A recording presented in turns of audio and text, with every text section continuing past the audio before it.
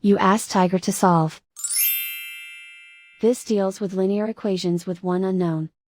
The final result is u equals -4. Let's solve it step by step. Group all u terms on the left side of the equation. Subtract u from both sides. Group like terms.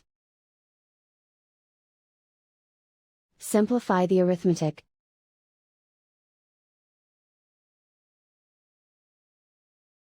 Group all constants on the right side of the equation. Subtract 4 from both sides. Simplify the arithmetic.